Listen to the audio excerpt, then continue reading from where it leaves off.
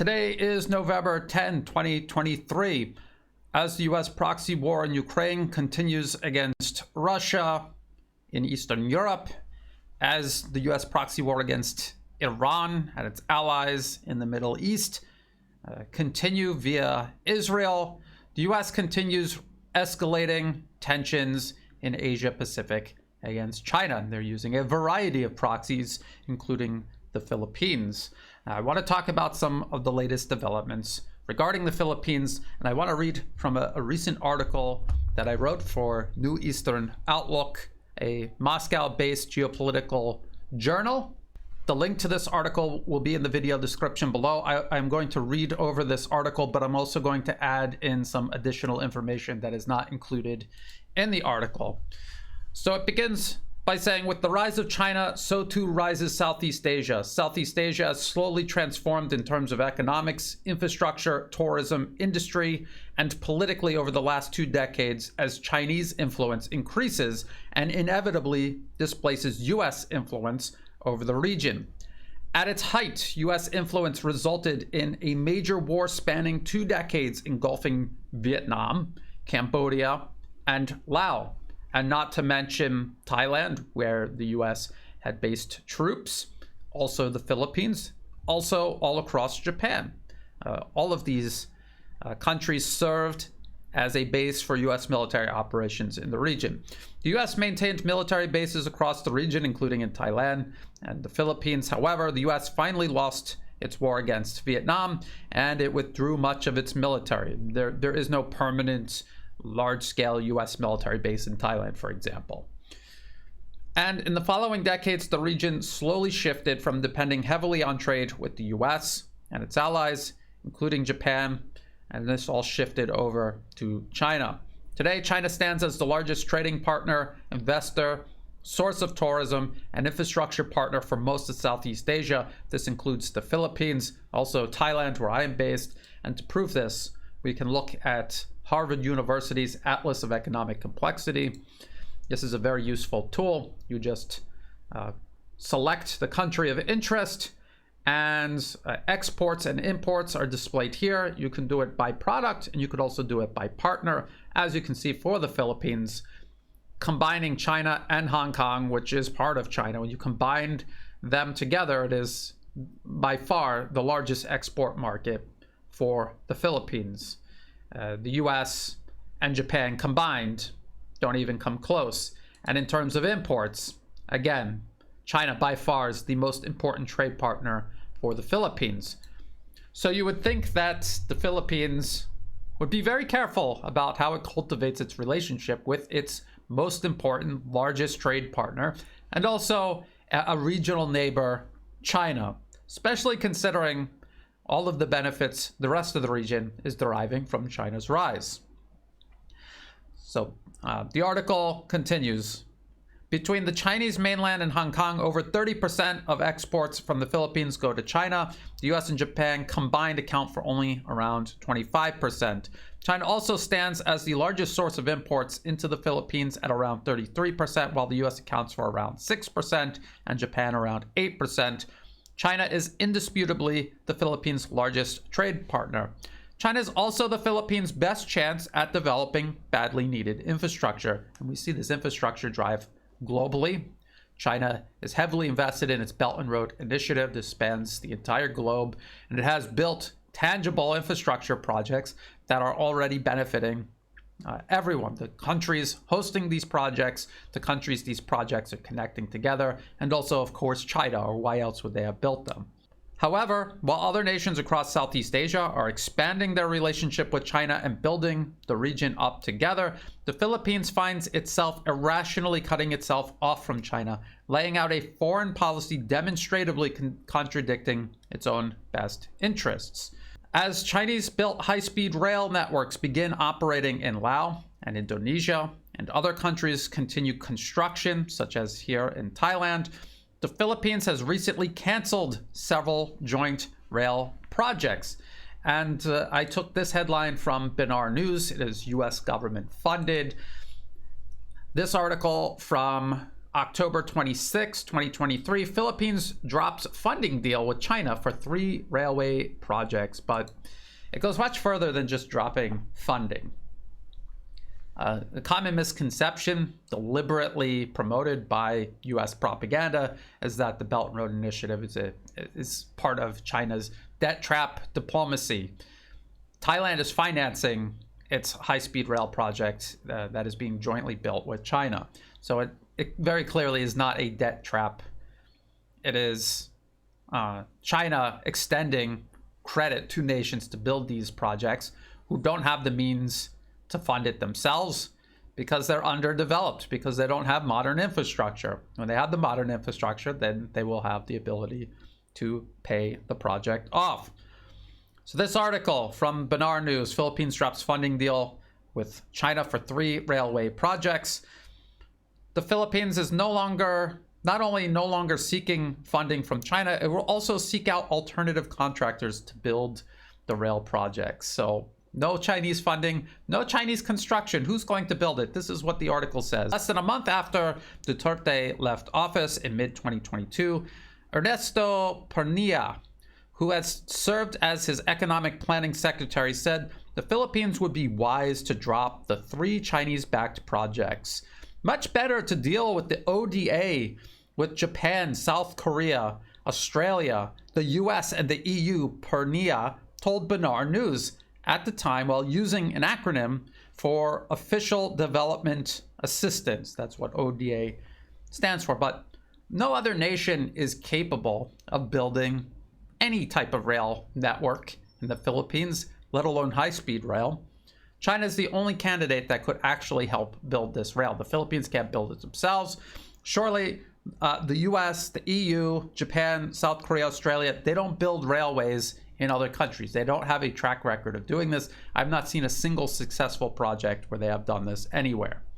And so when the article continues, since no other nation is capable of building such projects in the region, the Philippines has, for all intents and purposes, put infrastructure investment on hold. They've just simply canceled it. They said, if the only way to build the infrastructure is with China, then we're just better off without infrastructure. That is essentially what the new administration in the Philippines is saying.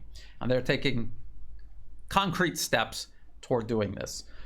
Earlier this year, the Philippines also signed a military basing agreement with the United States. The Washington Post, in its article right here, U.S. reaches military base access agreement in the Philippines. This was February 1st of this year. It says U.S. military forces will be given access to 4 new military bases in the islands, solidifying a months-long U.S. effort to expand its strategic footprint across the Pacific region to counter threats from China. Are there actually really threats from China, or is it just China reacting from this admittedly expanding strategic footprint across the Pacific? The U.S. is not located in Asia Pacific. It's on the entirely opposite end of the Pacific Ocean. Since then, the Philippines has also begun talks with the U.S. for the development of a port dangerously close to China's island province of Taiwan. And it's not just China that recognizes Taiwan as a province, a Chinese province. The UN recognizes it as such. Every nation on Earth with a one China policy, including the United States, recognizes Taiwan as part of China under the one China policy. Even if U.S. actions entirely undermine that policy, the U.S. State Department on its official State Department website has a one China policy where they recognize Taiwan as part of China. So Reuters, in their article, exclusive, U.S. military in talks to develop port in Philippines facing Taiwan. U.S. military involvement in a proposed port in the Batanes Islands, less than 200 kilometers from Taiwan, could stoke tensions at a time of growing friction with China and a drive by Washington to intensify its long-standing defense treaty engagement with the Philippines. Well, we'll talk a little bit more about why U.S.-Philippine relations are so long-standing. How did they begin? It's a very interesting story. I'll get to that in just a moment. The article continues, while the United States justifies its growing military presence in the Philippines by citing maritime disputes in the South China Sea, It should be noted that maritime disputes are common both around the world and particularly in Southeast Asia. Not only do many Southeast Asian states have disputes with China, there's no denying that, they also have overlapping claims and resulting disputes with one another. Even in the South China Sea, all of these nations with disputes with China also have overlapping claims with one another, and they fight over this as well. These disputes can result in sometimes dramatic public displays. Malaysia, for example, in 2017 sank nearly 300 foreign fishing boats seized amid these disputes, including fishing boats from the Philippines. So this is an article from Nikkei Asia, very pro-Western publication. Malaysia burns illegal fishing boats to send a message. Move will beef up maritime security, deter foreign intrusion. And it's not just Chinese vessels. It says, so far Malaysia has sunk 285 illegal fishing boats into artificial reefs, a method used without much impact in discouraging trespassers from neighboring countries. The agency did not identify the owners of the 2 boats it burned on Wednesday, so they're talking about a specific incident in 2017. But local media reported cases of fishermen from Indonesia, the Philippines, and Vietnam caught red-handed in Malaysian waters. So what they'll do is they'll board these vessels, seize the crews, release the crews back to their country of origin.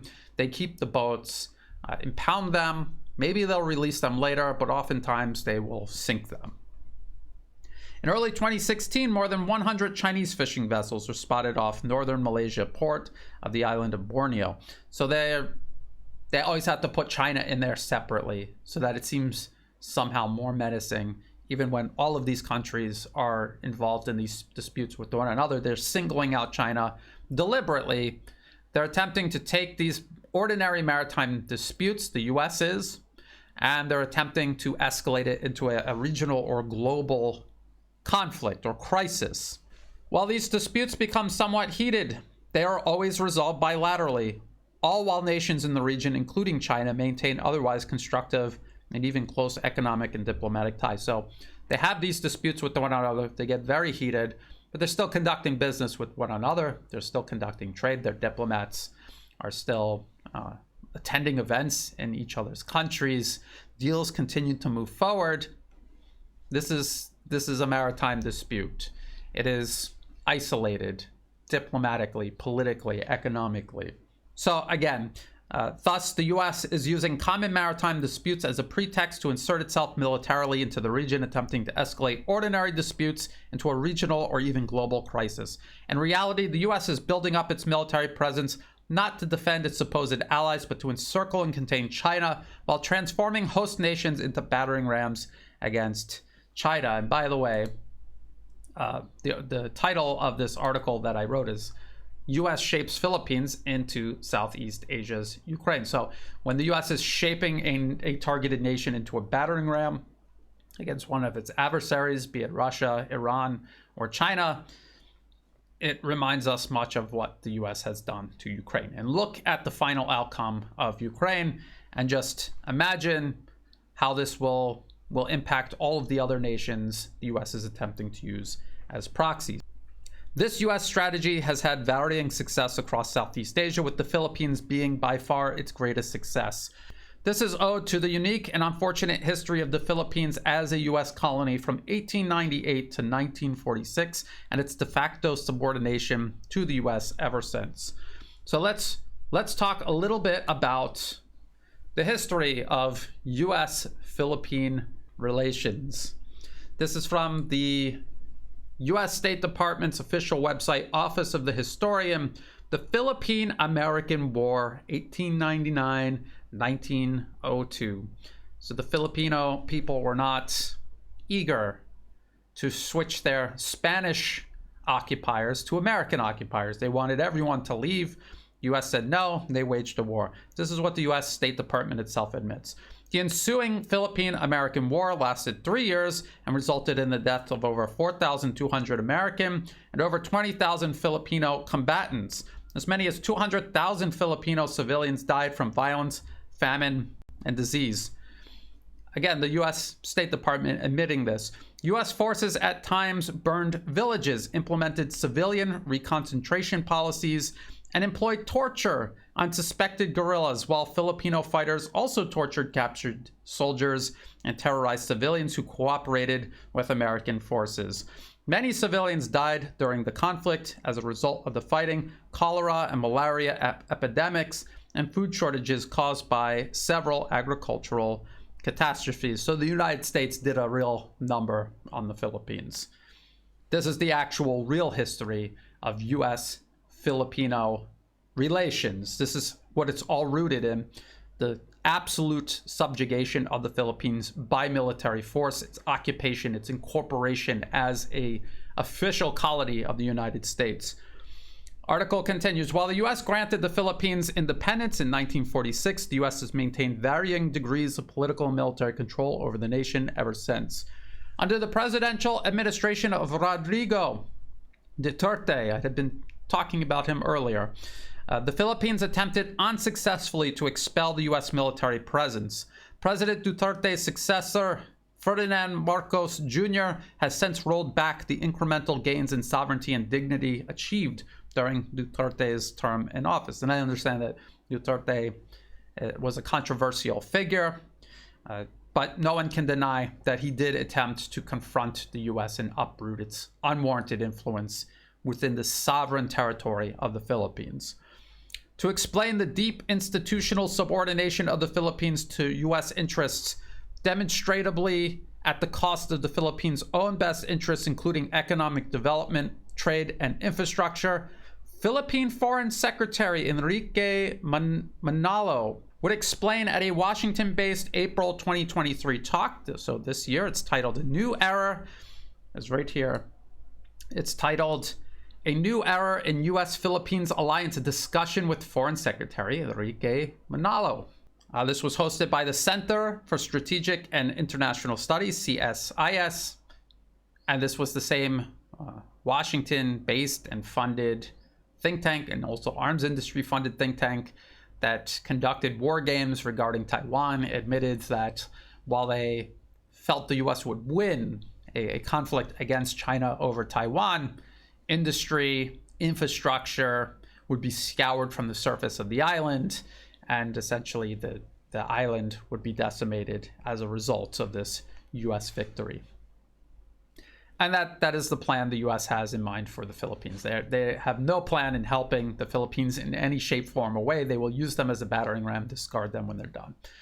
So the Foreign Secretary of the Philippines, Enrique Manalo, would explain that the core of his nation's political leadership has been shaped by decades of U.S. indoctrination. This is what he literally says.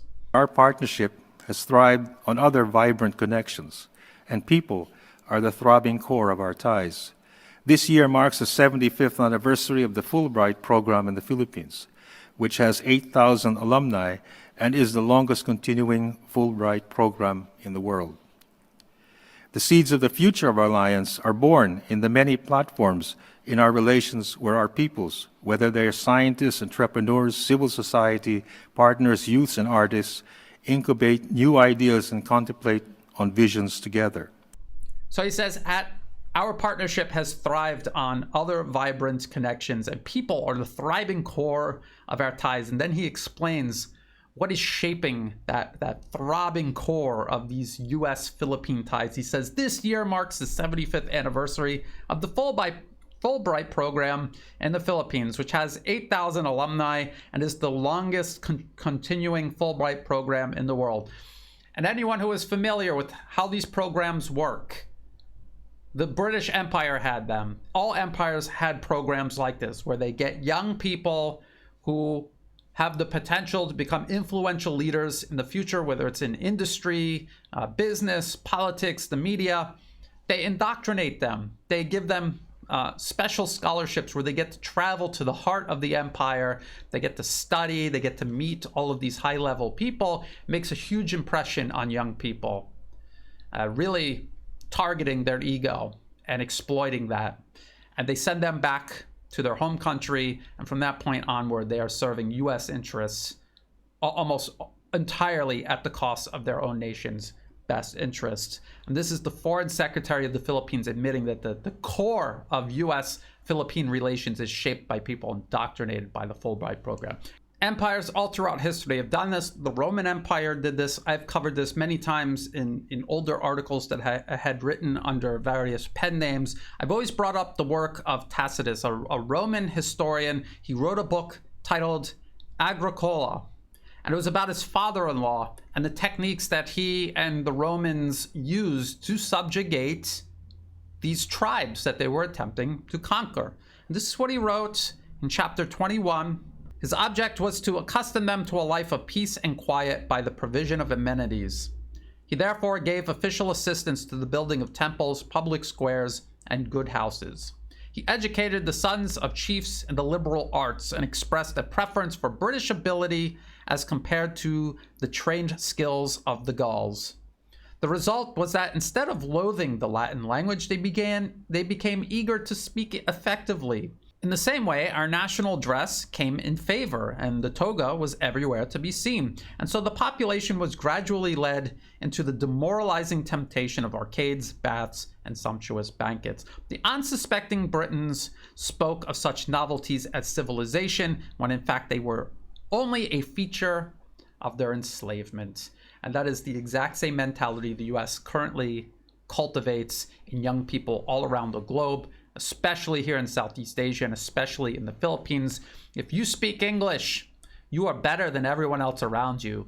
If you favor the West and mimic Western ways, you are superior to the backwards ways of your own country. And that is what Fulbright, Chevening, YSEALI, Young Southeast Asia Leadership Initiative, a newer program created by the US State Department, that is the mindset that they cultivate. And these people that go through the programs very predictably come out extremely pro-American, willing to serve US interests, even at the cost of their own nation's best interests. The article continues. The Fullbright program, created by the US State Department, claims on its website that it expands perspectives through academic and professional advancement and cross-cultural dialogue. By expanding perspectives, it means indoctrinating potential leaders in politics, media, business, education, and culture to adopt a pro-US worldview and create a US-influenced cadre of administrators in nations around the world.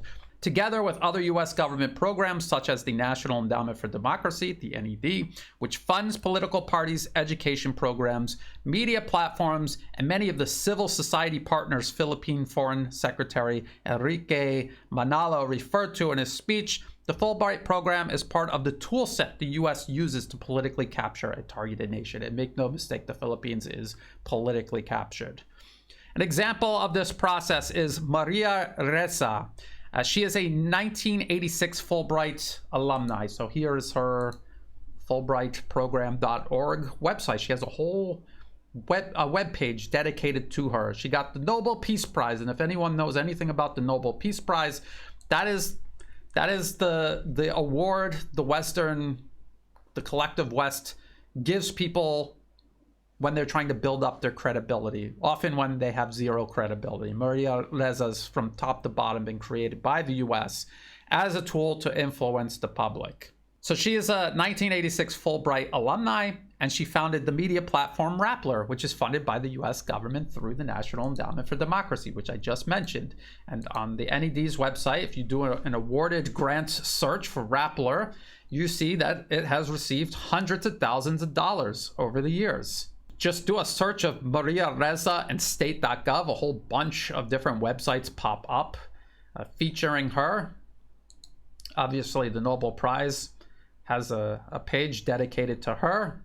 And they even have this on the State Department's official website. Secretary Anthony J. Blinken with Maria Reza on digital diplomacy and human rights online. So there's a whole event where the Secretary of State of the United States sets aside time and sits down and talks with Maria Reza. But of course, they do that because that's why they created her in the first place, to manage public opinion, especially in the Philippines, and encourage this pro-American perspective, even as the US is feeding the Philippines into a proxy war that is demonstrably hurting them economically, politically, socially, in terms of infrastructure and development.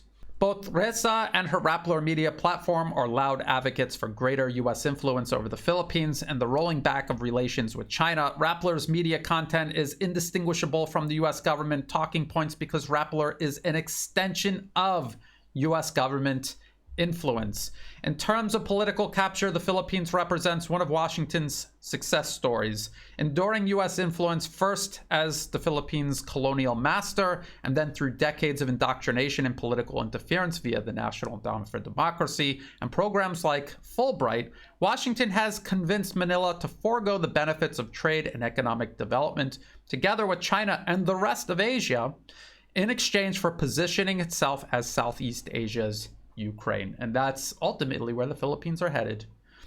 Just as Kiev attempted to convince the Ukrainian people that the West would provide a superior substitute for the nation's long-standing ties with Russia, only instead to find itself abandoned at the end of a self-destructive proxy war, Manila is likewise attempting to convince the people of the Philippines that the US, Australia, and Japan will provide better alternatives to Chinese-driven trade, economic progress, and infrastructure development.